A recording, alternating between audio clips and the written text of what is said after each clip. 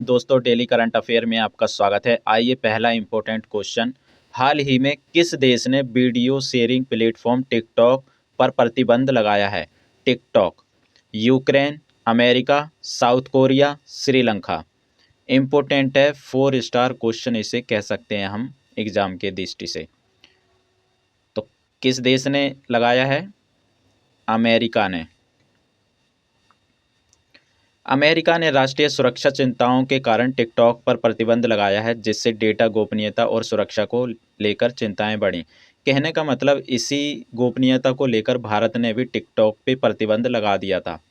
ठीक, अब आप लोगों को कमेंट बॉक्स में बताना है कि भारत ने कब लगाया था, 2025 में, 2024 में या 2023 में टिकटॉक पे प्रतिबंध लगाया था, या फिर 2022 में।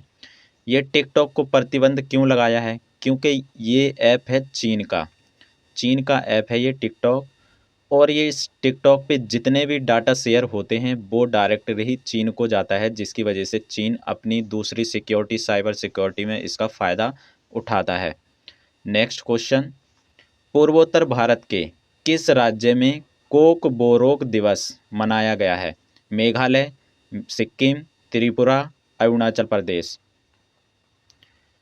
किस में मनाया गया है? त्रिपुरा में। त्रिपुरा में 19 जनवरी को कोक बोरोक दिवस मनाया जाता है, जो राज्य की प्रमुख जनजातीय भाषा कोक बोरोक के सम्मान में है। नेक्स्ट, रूस के राष्ट्रपति व्लादिमीर पुतिन ने किस देश के साथ द्विपक्षीय वार्ता के बाद एक नए व्यापक सामरिक भागीदारी समझौते पर हस्ताक्षर किए? Iran, Afghanistan, Cambodia, Cyprus. किसके साथ किए हैं? तो ईरान के साथ समझौता किया है।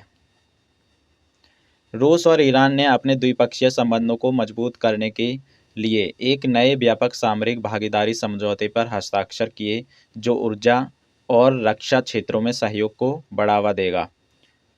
नेक्स्ट क्वेश्चन, हाल ही में राष्ट्रीय आपदा मोचन बल ने अपना कौन सा स्थापना दिवस मनाया है? 19वां, 20वां, 21वां, 23वां।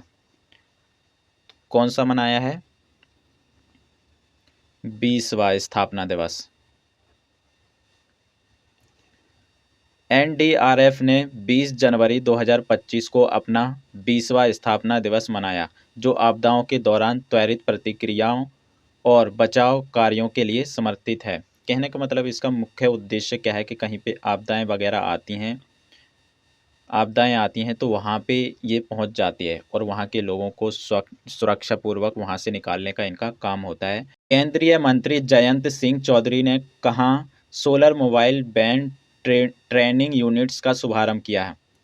पटना, शिलांग, पश्चिम बंगाल, नई दिल्ली। कहाँ पे किया है? नई दिल्ली में। नई दिल्ली में solar mobile band training units का शुभारंभ किया गया है, जिसका उद्देश्य सौर ऊर्जा के प्रति जागरूकता बढ़ाना और प्रशिक्षण प्रदान करना है। तो इसका एक ही उद्देश्य है कि सौर ऊर्जा के प्रति लोगों को जागरूक बनाना और अधिकारियों को भी। नेक्स्ट, किस योजना के तहत इसरो ने अंतरिक्ष में पौधों की खेती का प्रयोग किया है? Crops, space, green space, planetary. तो किसके तहत किया गया है कि अंतरिक्ष में पौधा लगाने की योजनाएं की हैं, ये रिसर्च की है कि अंतरिक्ष में भी किस तरीके से जो पौधा है वो ग्रो हो सकता है। तो किस योजना के तहत किया गया है? क्रॉप्स के। मोस्ट इंपॉर्टेंट क्वेश्चन है, 5 स्टार प्लस क्वेश्चन है ये। इसरो ने क्रॉप्स परियोजना के तहत अंतरिक्ष में पौधों की खेती के सफल प्रयोग किए हैं, जो दीर्घकालिक अंतरिक्ष मिशनों के लिए खाद्य सुरक्षा सुनिश्चित करने में सहायक होंगे। नेक्स्ट इंपॉर्टेंट क्वेश्चन, आरबीआई ने निवेश में किसके लिए रुपए खातों की अनुमति दी है? व्यापारियों, एनआरआई, सरकारी कर्मचारी, छात्र। तो किनको अनुमति दी है? एनआरआई। एनआरआई कौन होते हैं ये समझना बहुत ज़रूरी है। एनआरआई उनको कहते हैं जिनके पास भारत की नागरिकता तो है, लेकिन वो रह कहाँ रहे हैं? विदेशों में, जैसे अमेरिका में रह रहे हैं। तो इनको बड़ी दिक्कत होती थी क्योंकि इनके पास अकाउंट इन्हें डॉलरों में खुलवाना पड़ता था, जिसकी वजह से बड़ा टैक्स देना पड़ता था। अब ये किस में खोल सकते हैं? भारतीय करेंसी में अपना अकाउंट खोल सकते हैं, भारतीय करेंसी के रूप में ये डिपॉजिट कर सकते हैं बैंकों में। तो अच्छी योजना है, अच्छा विचार है ये। भारतीय रिजर्व बैंक ने निवेश में रहने वाले भारतीयों एनआरआई को रुपए में खाते खोलने की अनुमति दी है, जिससे वे भारतीय मुद्रा में लेन देन कर सकेंगे। एक और, जब डॉलर में ये करते थे निवेश तो इन्हें कुछ ज़्यादा ही टैक्स देना पड़ता था। अब इसमें इन्हें लगभग कम टैक्स देना पड़ेगा, कम टैक्स लगेगा इनके ऊपर। नेक्स्ट, दिसंबर 2024 में भारत के इलेक्ट्रॉनिक्स निर्यात में कितनी वृद्धि हुई है? 25.11, 35.11, 45.11, 55.11। तो कितनी प्रतिशत वृद्धि हुई है? 35.11। दिसंबर 2024 में भारत के इलेक्ट्रॉनिक्स निर्यात में 35.11 की वृद्धि दर्ज की गई है, जो देश की तकनीक क्षमताओं और वैश्विक मांग में वृद्धि को दर्शाता है। Next important question, global economic forum 2025 की बैठक कहाँ आयोजित की गई है? Davos Switzerland, Paris France, Tokyo Japan, Berlin Germany. Important question है, 5 स्टार क्वेश्चन इसको हम कह सकते हैं। कहाँ है? Davos Switzerland. दावोस में यह बैठक विश्व नेताओं और व्यापारिक प्रतिक्रियाओं के बीच वैश्विक आर्थिक मुद्दों पर चर्चा के लिए आयोजित की जाती है। नेक्स्ट, हाल ही में भारत ने किस देश के साथ ग्रीन हाइड्रोजन समझौते पर हस्ताक्षर किए? Japan, Germany, France, Australia. तो जर्मनी के साथ इन्होंने समझौता किया है। यह समझौता हरित ऊर्जा स्रोतों को बढ़ावा देने और जलवायु परिवर्तन के मुद्दों पर सहयोग करने के लिए किया गया है। अब पूरा विश्व ग्रीन एनर्जी को बढ़ावा दे रहा है। जो कोयला, पेट्रोल से जो जितनी भी ऊर्जा उत्पन्न होती है, इन सबको वो कम महत्व दे रहा है, क्योंकि इन सब से कार्बन डाइऑक्साइड बड़ी मात्रा में उत्पन्न होती है और कई तरह की जहरीले गैसें उत्पन्न होती हैं, जिसकी वजह से हमारा पर्यावरण बहुत ज़्यादा दूषित होता जा रहा है। तो इसलिए ग्रीन एनर्जी को बढ़ावा देने के लिए ये विश्व स्तर पे तरह तरह के ये समझौते हो रहे हैं अब। नेक्स्ट, किस भारतीय शहर को ग्लोबल साइंस सिटी के रूप में विकसित किया जाएगा? इम्पोर्टेंट है, 5 स्टार प्लस क्वेश्चन है, आ सकता है इस साल, तो आ ही सकता है 2026 2027, क्योंकि ये पहली सिटी होगी जहाँ पे ग्लोबल साइंस सिटी होगी। बेंगलोर, पुणे, अहमदाबाद, भुवनेश्वर। तो सही आंसर क्या है? भुवनेश्वर। भुवनेश्वर को ग्लोबल साइंस सिटी के रूप में विकसित करने की घोषणा की गई है, जहां विज्ञान और प्रौद्योगिकी के उन्नयन पर ध्यान दिया जाएगा। आप लोगों को कमेंट बॉक्स में बताना है कि भुवनेश्वर किस राज्य की राजधानी है। इम्पोर्टेंट है, ये आप लोगों को पता होना ही चाहिए। नेक्स्ट, हाल ही में किस देश ने डिजिटल रुपया लॉन्च किया है? इम्पोर्टेंट है, भारत, चीन, सिंगापुर, जापान। तो किसने किया है?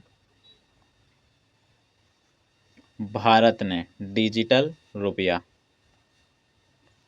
भारत ने अपने केंद्रीय बैंक डिजिटल मुद्रा डिजिटल रुपया को लॉन्च किया है, जो डिजिटल पेमेंट और पारदर्शिता को बढ़ावा देने के लिए है। डिजिटल से क्या होगा? एक तो भ्रष्टाचार कम होगा। भ्रष्टाचार मतलब हमारी जो ट्रांजैक्शन है हमें खुद पता नहीं रहता कि कितनी है। मान के चलो कि कहीं कोई सरकारी फॉर्म भर रहे हैं और वैसे तो फ्री में होता है, या कुछ हमें 25-20 रुपये बहुत कम मुद्राएं हमें पे करनी पड़ती हैं, बल्कि हमें ये सब पता नहीं होता, तो सरकारी कर्मचारी या कुछ दूसरे लोग ज़्यादा पैसे ले लेते हैं और हमें पता भी नहीं रहता कि इसकी एक्चुअल में कॉस्ट क्या रहती है। तो ये डिजिटल मुद्रा का सबसे ज़्यादा फ़ायदा होगा कि एक तो भ्रष्टाचार तो कम होगा ही, साथ में जिसको हम कितने पैसे दे रहे हैं उसका रिकॉर्ड भी होगा हमारे पास, और उसे खोने का डर भी नहीं है। तो अच्छी बात है, ये मोस्ट इम्पोर्टेंट है। नेक्स्ट, हाल ही में किस भारतीय संस्था ने 10 लाख करोड़ रुपए का बाजार पूंजीकरण पार किया है? Reliance industry, Tata consultancy services, Adani enterprises, Infosys. तो किसने करा है? रिलायंस इंडस्ट्री ने 10 लाख करोड़ का बिजनेस इसने खड़ा कर दिया है। रिलायंस इंडस्ट्री ने 10 लाख करोड़ रुपए के बाजार पूंजीकरण को पार किया है, जो भारतीय अर्थव्यवस्था में इसकी प्रमुखता को दर्शाता है। सोचिए, ये जड़ है भारतीय अर्थव्यवस्था की। नेक्स्ट, किस भारतीय क्रिकेटर को sports person of the year 2024 का पुरस्कार मिला है? हर हरमनप्रीत कौर, विराट कोहली, नीरज चोपड़ा, पीवी सिंधु। तो किसको दिया गया है? नीरज चोपड़ा को। नीरज चोपड़ा को उनके उत्कृष्ट एथलेटिक्स प्रदर्शन के लिए sports person of the year से सम्मानित किया गया है। नेक्स्ट, हाल ही में राष्ट्रीय बालिका दिवस कब मनाया जाता है? 25 जनवरी, 21 जनवरी, 23 जनवरी, 24 जनवरी। तो कब मनाया जाता है बालिका दिवस? 24 जनवरी को। भारत में हर साल 24 जनवरी को राष्ट्रीय बालिका दिवस मनाया जाता है, जिसका उद्देश्य लड़कियों के अधिकारों के प्रति जागरूकता बढ़ाना है। नेक्स्ट, हाल ही में गगनयान मिशन से संबंधित कौन सा नया परीक्षण सफलतापूर्वक पूरा किया गया है? मानव रहित परीक्षण, चंद्रमा लैंडिंग परीक्षण और ऑर्बिटिकल परीक्षण, क्रू एस्केप सिस्टम परीक्षण। कौन सा किया गया है? क्रू एस्केप सिस्टम परीक्षण। इसरो ने गगनयान मिशन के तहत क्रू एस्केप सिस्टम का परीक्षण सफलतापूर्वक किया है, जो अंतरिक्ष यात्रियों की सुरक्षा के लिए महत्वपूर्ण है। नेक्स्ट क्वेश्चन, किस राज्य ने हाल ही में सीमा सुरक्षा योजना शुरू की? पंजाब, राजस्थान, अरुणाचल प्रदेश, मिजोरम। तो किसने की है? अरुणाचल प्रदेश ने।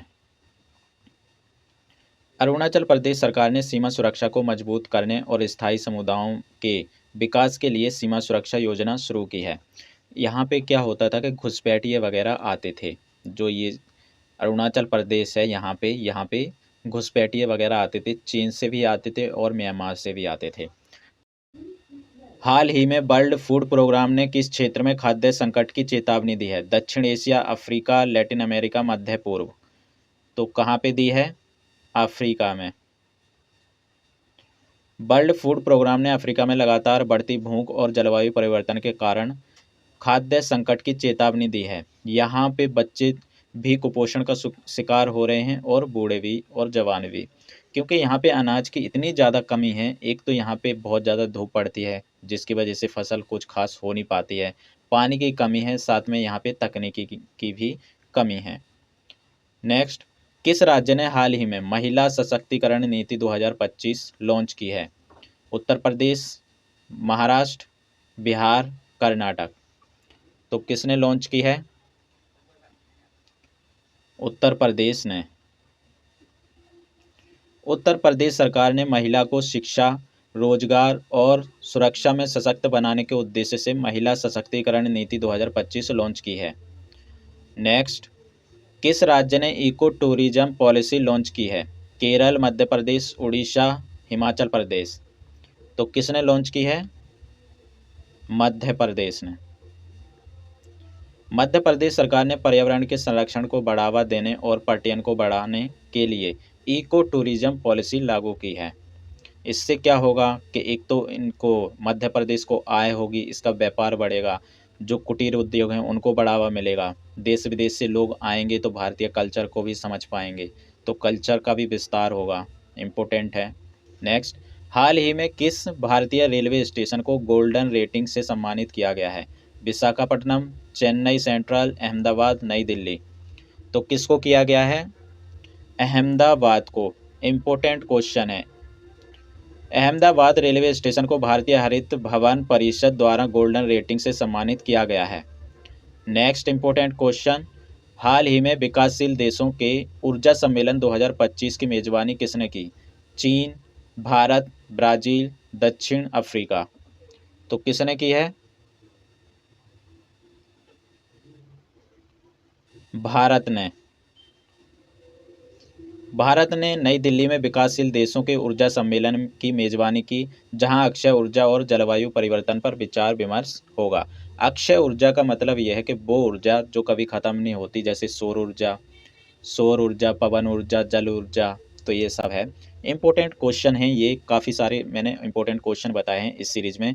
वो इम्पोर्टेंट करने हैं, दूसरे क्वेश्चन छोड़ सकते हो लेकिन वो क्वेश्चन नहीं छोड़ सकते, क्योंकि वो मोस्ट इम्पोर्टेंट हैं। और ऐसे ही इस सीरीज़ को करते रहिए। रिवीजन के टाइम पे 1 महीने पहले ही, एग्ज़ाम से पहले रिवीजन करनी है, ताकि क्वेश्चन देखते ही हमें रिमेंबर हो और डायरेक्ट आंसर निकल आए। 5 सेकंड के अंदर आंसर निकलना चाहिए, तभी आपका सिलेक्शन हो सकता है, नहीं तो नहीं हो सकता है। तो इसलिए, क्योंकि 5 सेकंड के अंदर हमारा अगर आ गया तो टाइम बचेगा, जो तुम्हें बाद में दूसरे क्वेश्चन जैसे मैथ वगैरह, रीजनिंग वगैरह सॉल्व करने में मदद मिलेगी। तो धन्यवाद, आपका दिन शुभ हो।